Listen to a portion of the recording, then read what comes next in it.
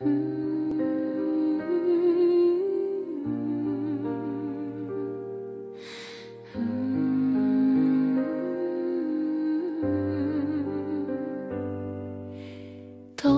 дълго мълчах и чак се изгубих в мълчание. Късах от своите пера, потънала в тихо страдание. Отказвах да гледам напред, не исках глава да надигна. Наричах живота проклет и вървях до пропаст да стигна. Не виждах ни смисъл, ни път и не виждах надежда за утре.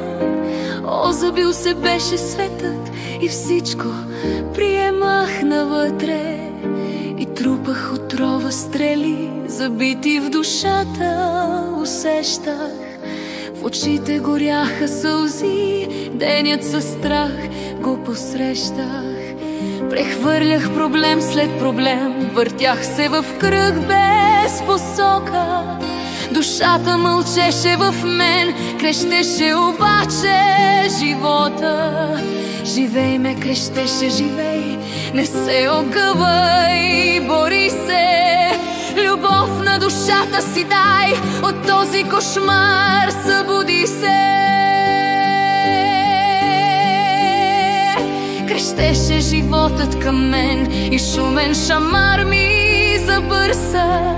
Ядосан, дори разярен, на шията камък ми върза. Предаваш се, хайде скочи, нали се отказваш от мене? От мен щом отвръщаш очи, защо ли за теб да ми дреме? Побутна ме към пропаста и цинично дори се подсмихна. Душата ти има крила, но ти я в ъгъл притисна. Тогава едва осъзнах, че всичко се случва с причина. Аз времето ценно пилях, изгубила път и партина. Рязко изправих глава и камъка смъкнах от мене, а душата разпери крила, готова света да превземе.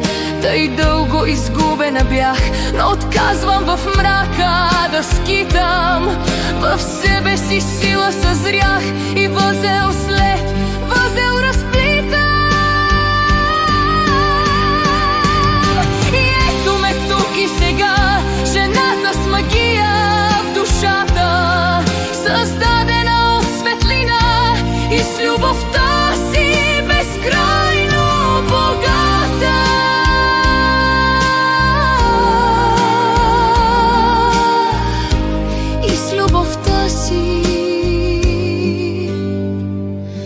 Безкрайно богата.